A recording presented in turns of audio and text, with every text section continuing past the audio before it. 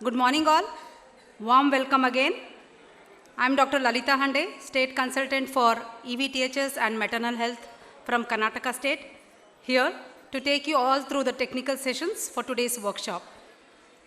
First and foremost, the first speaker of today's technical session is Dr. Evita Fernandez.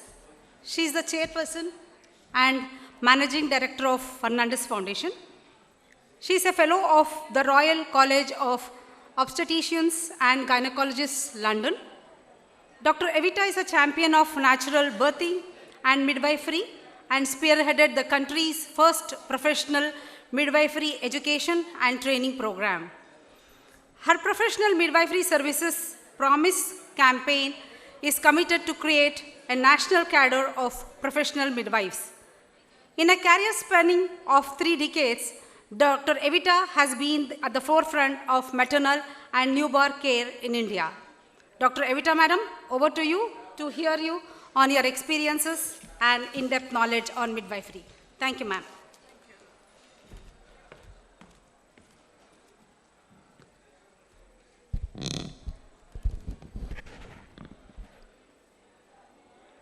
Good afternoon, ladies and gentlemen. I'd like to thank the government of Orissa, UNICEF, and National Health Mission for bringing us together today. It certainly is a privilege. It was lovely in the morning listening to all the speakers emphasizing the need for midwifery, the need for collaborative care, and the rapid progress that the state has made. Absolutely commendable. Let's start with a small overview. I would begin with what is the status of childbirth today, which has already been emphasized by our speakers. Just talk a little bit about the basic rights of women during childbirth. So basic facts about childbirth and basic human rights in childbirth. Who's a midwife? What is the evidence for midwifery collaboration? Why does India need midwives? And the impact of midwifery in public and private facilities. And I'd like to say at this stage that we wish to thank UNICEF and the government of Telangana, because without them bringing us into this partnership, we would not have been able to gain this experience and learn all that we learned in that journey. Now, birth experiences, for those of you who are mothers in this hall, will know that this is the most critical and significant event in your life, which is going to affect you long term. So the way you are treated and the way you give birth is going to affect you emotionally, psychologically, mentally, and sometimes physically. It also affects your bonding with your child, and you remember everything surrounding your birth because those memories last your lifetime. Now, human rights in childbirth, every woman, no matter where she is in this world, and we are not talking about caste, creed, religion, status, but any woman who is pregnant has a basic human right to have a birth companion, to be given the knowledge about labor, how to handle pain. It's her basic human right to birth in a position of choice. It's her basic human right to be able to walk, to eat, to drink, and to hold her baby after the baby is born, and skin to skin and delayed cord clamping. So these are basic human rights. So this is just to set the tone for the rest of the talk. But already we've known all the crises that we face today, and I'm not going to repeat it. Medicalization, sections, etc. We also know that the most important time is labor and birth, because that's a time when you need all the skills, because it's the highest time for maternal deaths, stillborn, and infant deaths. So labor and childbirth is the most significant. And the lack of skilled care during that time is what causes all our problems. And we may have care, we may have healthcare workers, because now with birth being incentivized and made mandatory, we have a high volume of patients, but not enough skilled care. And because of this volume, you also have disrespect and abuse. So Lancet in 2014 has made it very clear. If you have midwifery as part of your task force, that will reduce a lot of our problems that we are facing today. So, who is a midwife? Now, we know the definition. This is adopted even by the Indian Nursing Council. And I just draw your attention to 3 points. Recognized in the country, India recognizes it. Completed the prescribed course of studies, we have a very clear, definite curriculum meeting global standards. Once you pass the exam, you register and you get a license to practice. So medico-legally, you are covered. Now, the global evidence is very, very clear. If a country invests in a strong midwifery cadre, you're able to meet 83% of all maternal deaths, stillbirths, you're able to reduce that. And 87% of the essential care of women and newborns is met. And in the Lancet series, they have mentioned 56 positive outcomes in maternal and newborn health if you have midwives. So we don't need any more evidence, it's there. Cochrane says that pregnant women who are low risk, have no complications, should really be offered midwifery care. And those of us who are obstetricians in this room will agree with me that uncomplicated women, if they are in the hands of skilled personnel, then it leaves you and me to do what we are trained to do, to take care of the complicated mothers. And when midwives take over, we have again overwhelming evidence that if she happens to see the same midwife, there's less chances of her setting into premature labor, and 7% more likely that she will meet the same midwife and feel less anxious. There's 15% less likely to have regional analgesia. So with the knowledge that she gets with midwifery care, she's able to handle labor and birth better, and 16% less likely to have an episiotomy. But I draw your attention to preterm birth. Look at the reduction of the risk of preterm birth if this woman receives midwifery care.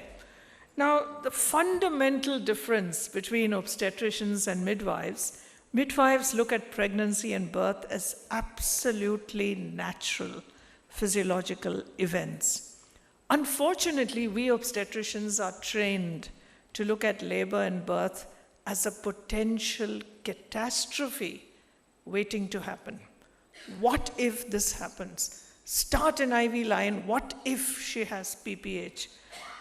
Give her syntocinon, maybe because I need to be home by so-and-so time, so let me speed up the labor.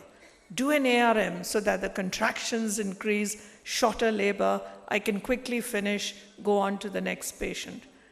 That's how we obstetricians have been trained. But a midwife will never interfere. If a woman sets into labor spontaneously, she allows that woman, and we're talking about uncomplicated, healthy pregnancies. And this woman comes in labor, the midwife is there to support her and encourage her to birth naturally. So she supports physiological birth, or what we would call natural birth. Now, a lot of us may not have had this experience of watching what we call an undisturbed birth. A woman coming in, no syntocinon, no IV, no pethidine, walks in with confidence because she's attended childbirth classes. She knows what to do. There's a midwife who supports her, offers her different options and exercises, gets her to be mobile, allows her to eat and drink, and this is all with very careful monitoring. And she indulges in non-pharmacological methods of pain relief.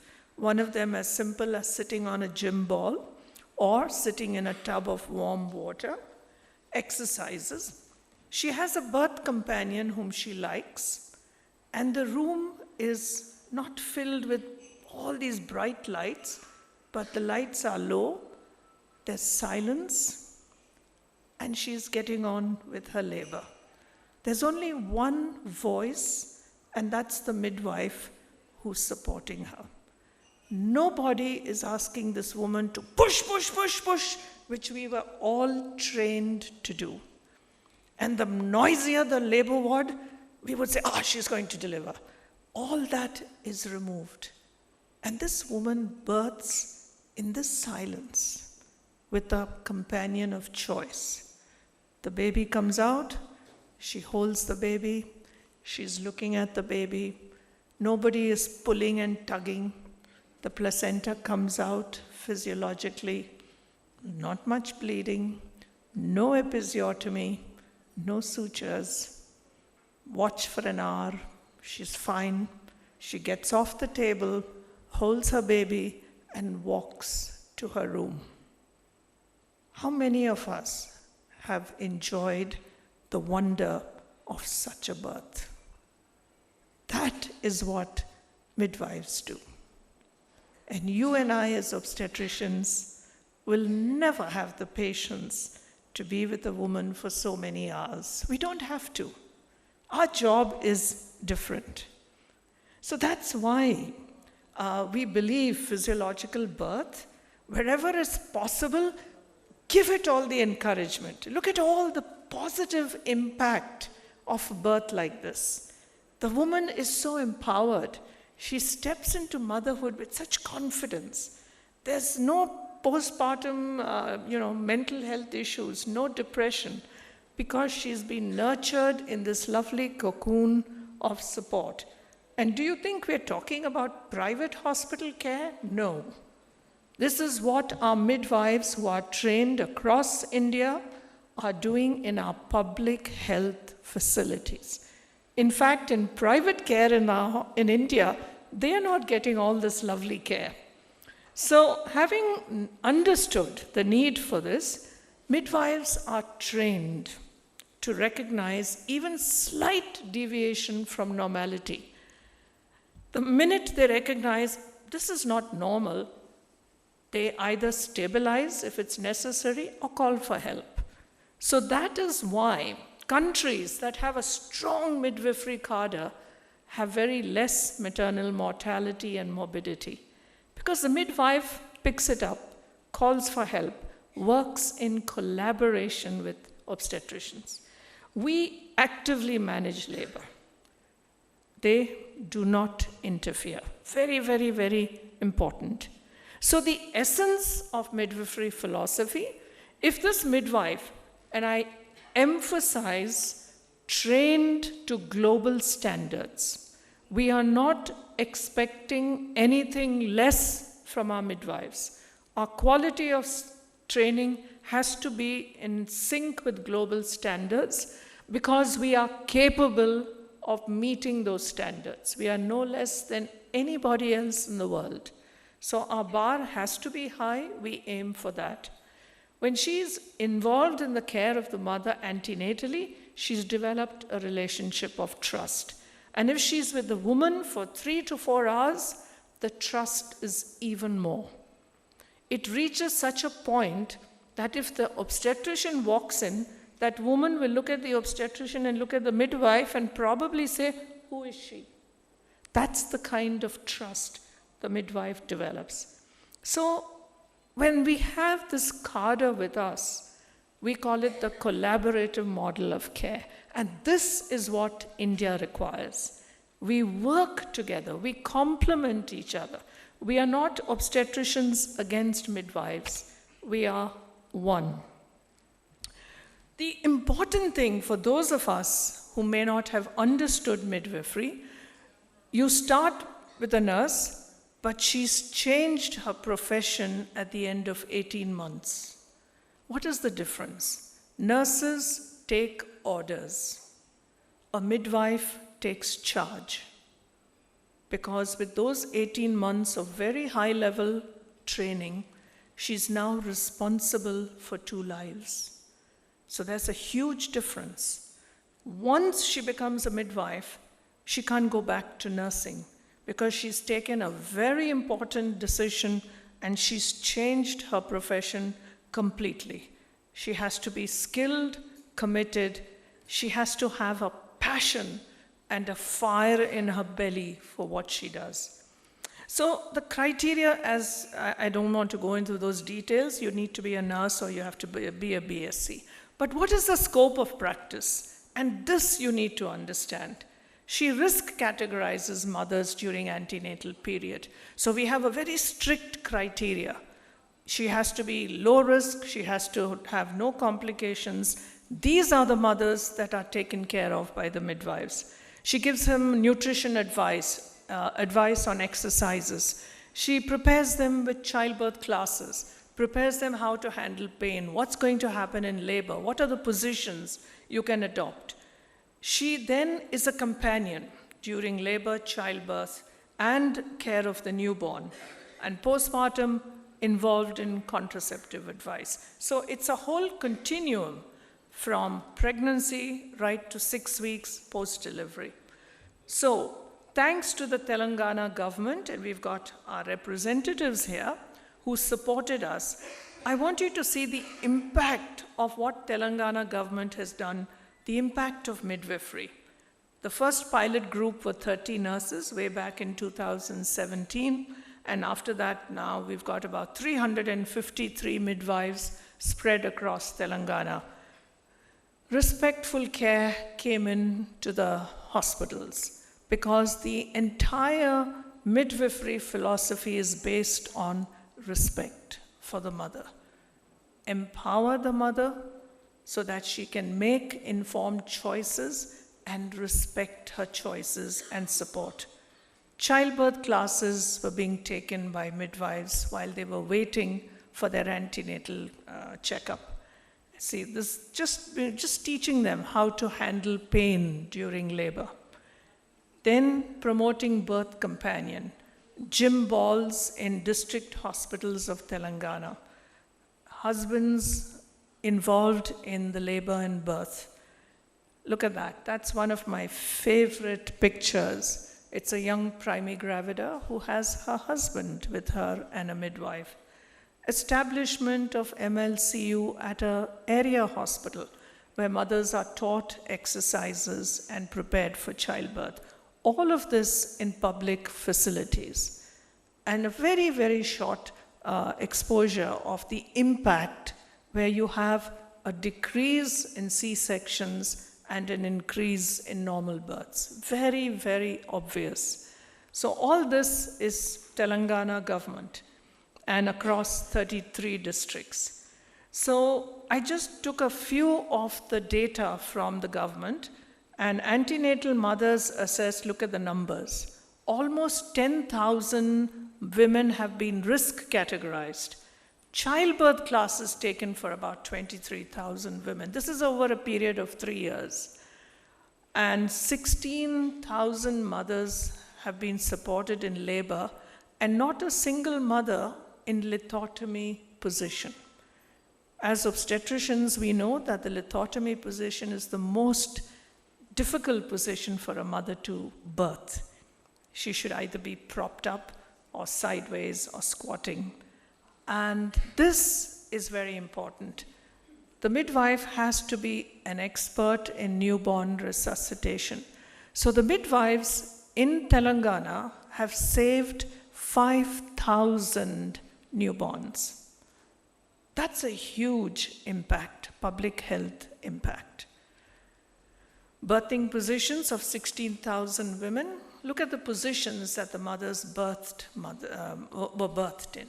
So these mothers who adopted positions would also have resulted in C-sections if we had not changed positions. Such a simple tactic, and we are impacting surgical intervention.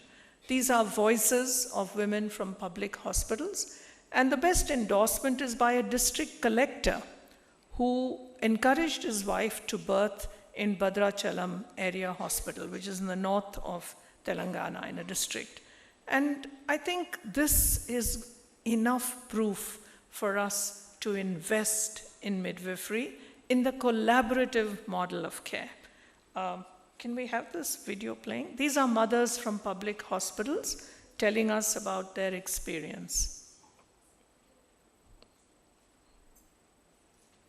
Yeah, it's a video. If you can just click. Second delivery है मेरे यहाँ पर ही checkup कराई, मैं यहाँ पर ही card बनाई और अल्हम्दुलिल्लाह अच्छा रिस्पांस मिला और हेल्पर्स के थ्रू भी अच्छा, मेरे को खाना डाइजेस्ट जल्दी नहीं होता था, तो ऐसा मैडम के पास जाती थी तो एक्सरसाइज भी बताए और खाना डाइजेस्ट होने के लिए पहला और बेबी नॉर्मल के जितने चांसेस है और एक्सरसाइज करने से नॉर्मल के जितने चांसेस है उतना पूरा बताएं। और कल सुबह मेरी डिलीवरी हुई, आते ही रिस्पॉन्स अच्छा मिला मेरे को, डिलीवरी अच्छी तरीके से हुई मेरी।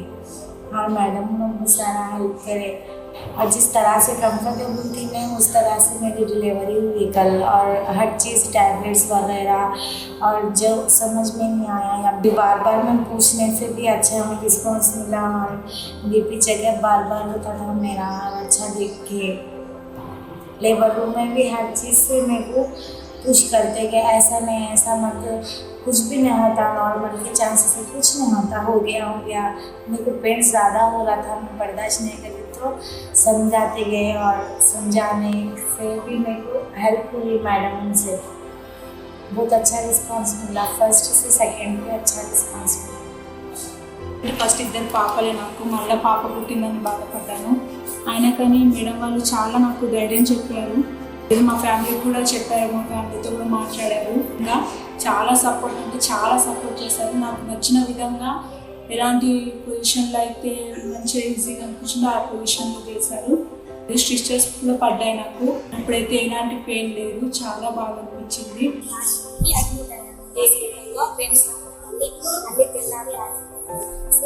మళ్ళీ రావడం ఆడుకోవడం అలానే జరుగుతుంది మాత్రం కాదు అనుకున్నా. ఇంకా నాకు మళ్ళీ ఎక్సర్సైజ్ చేయడం బాగా కోఆపరేషన్ చేశాను. చాలా అంటే చాలా ఎక్సర్సైజ్ చేశాను, చాలా బటర్ఫ్లై ఎక్సర్సైజ్, స్టెప్స్ ఎక్కడం దిగడం వాకింగ్ అలా చేయడం వల్ల నార్మల్ డెలివరీ అనుకుంటూ హ్యాపీగా చాలా అంటే చాలా నేను అస్సలు ఎక్స్పెక్ట్ చేయలేకపోతున్నాను. నా బాబుతో ఇలా ఉన్నాను. ఎక్సర్సైజ్ చేయించారు బాల్స్ మీద, నాకు నడుము నొప్పులు ఉండి అప్పుడు అసలు నిజంగా మస్తు రిలీఫ్ అనిపించింది. అసలు నడుము నొప్పులు వేసినప్పుడు మేడం గారు అసలు నాకు ఇట్లా నడుము ఇట్లా అని అది చేతులు పట్టుకొని ఇట్లా బాల్ మీద ఊపిరి పీల్చుకో మంచిగా అని చెప్పి చాలా సపోర్టింగ్గా అనిపించింది. మిడ్-వైఫ్ వాళ్ళు అయితే చాలా సపోర్టింగ్ అనిపించింది మేడం. 2 days पेन्स आए थे मेरे को, पूरे एक्सरसाइजेस कराए बहुत अच्छी तरह से। अगर उन लोग ले रहे थे तो शायद नॉर्मल डिलीवरी मेरी नहीं हो सकती थी। 2 दिन पेन्स बर्दाश्त करी मैं, नॉर्मल डिलीवरी हो गई। ये आप लोग रहने से बहुत अच्छा दिखा। गवर्नमेंट हॉस्पिटल में इतनी ज़्यादा फैसिलिटीज़ रहना बोल के सोच रहे। Thank you so much. నేను doctor Deepika, MD general medicine, MGM. నేను మా అక్కని ప్రోత్సహించిన నార్మల్ డెలివరీకి. మదర్ అండ్ బేబీ ఇద్దరు కూడా హెల్తీగా ఉన్నారు. నార్మల్ డెలివరీ కూడా ఎంకరేజ్మెంట్ కూడా బాగుంది అండ్ ఎక్సర్సైజెస్ కూడా చెప్పారు. బాల్ ఎక్సర్సైజెస్ అవన్నీ కూడా చేసి ఉంటారు. మిడ్ వైఫ్ కూడా ఎంకరేజ్మెంట్ వల్లనే నార్మల్ డెలివరీకి ఈజీగా అయింది. ఇది ఎగ్జాంపుల్గా తీసుకొని గవర్నమెంట్ హాస్పిటల్కి అందరు రావచ్చు. నార్మల్ డెలివరీయే best option. If you notice, all the women were talking about midwives, because these women need hours of support that we as doctors are not able to provide. And the success of that support is coming from the midwives who took charge, who know exactly how this labor is progressing. And those mothers who needed a cesarean or a forceps, they would then call the obstetricians and come in. So this only emphasizes again the need for us to work together. I'm just sharing with you one slide. In Fernandez, we have a midwifery-led unit, 5 birthing rooms, individual rooms, handled by midwives, where the obstetricians are not involved. And on the other side, you have complicated mothers who are looked after by the obstetricians, where sometimes the midwives are also there to help them birth. So out of 1,500 risk categorized women who were handled by midwives, look at the C-section rate. It's less than 5%. So this tells you that if you risk categorize your women and put the healthy low-risk mothers in the hands of midwives who are trained to global standards, who follow evidence-based care, your C-section rate definitely comes down. And the need for episiotomy is hardly 2%, with 20% of mothers being intact perineum, and again, positions of choice. It calls for a team. And in this picture, you can't tell the difference between an obstetrician, between a midwife, between a doula. So midwifery-led care encourages task shifting. And this is how we build up that partnership where you trust each other with respect and trust in each other. So we think it's high quality, cost-effective, maternal satisfaction is very high, your C-section rates are down, and the bonding lactation is successful. So there are two key elements in the collaborative care. One is that we obstetricians, look at midwives as colleagues, as partners, as colleagues. Second, we work with mutual respect and trust. And when we can build this partnership, then I believe magic happens in our birthing rooms. Final objective, reducing mortality, morbidity, mothers go home happy, and the long-term positive impact of a good, positive birth experience. So what's the way forward? For us, I believe we obstetricians have to open up our hearts and minds and accept midwifery into our birthing rooms as colleagues. Promote collaborative care. Learn to work with midwives, and you'll find that your work pattern improves. You're able to sleep at night, you get a work-life balance, there's mutual respect, everybody's self-esteem grows. We must use evidence-based protocols. My two speakers will talk more about that. Give them career pathways. We had midwives in Fernandez from 2011, and some of those midwives today, their salaries are as high as 90,000, 1 lakh. Some of them are faculty. Some of them have grown into leaders. It's up to us how much we wish to make these midwives fly. We have incredible potential in our nurses, which we have to tap and allow them to grow. Legislation has to come in. We need to have regularization and continuous professional development. Essentially, we have to build an enabling environment for midwives to work. And with that, I thank you for your patience. Thank you.